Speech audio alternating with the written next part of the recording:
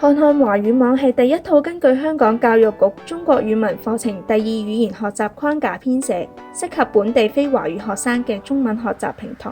課程根據中國語文課程補充指引，非華語學生中國語文課程第2語言學習架構專業，小學中國語文建議學習重點設計。全套教材分7個程度。前5級教材根據 GCSE 嘅學習主題編寫，幫助非華語學生預備 GCSE 考試。提升級深造級教材幫助非華語學生銜接中文主流課程，進入本地中學嘅 DSE 體系。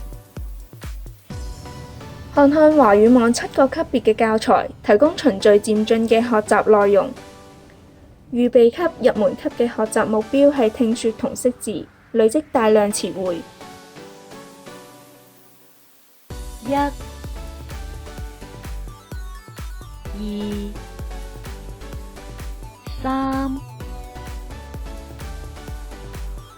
手機、電腦、新聞。初級、中級訓練基礎閱讀能力，單元篇章分第一學習階段、第二學習階段，照顧學習差異。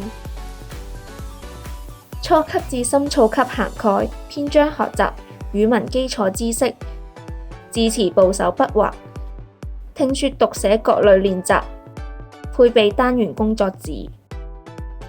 提升級深造級增加實用文，單元學習新增寫字練習，學生學習漢字嘅結構、筆順。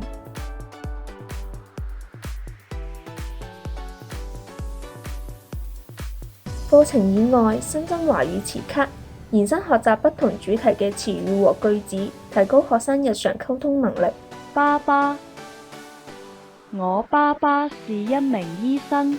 新增生活劇場，透過生活主題嘅情景對話，學習詞彙。小浩，你要做一個誠實嘅小朋友。課程備有網上學習平台同紙本教材，方便靈活使用。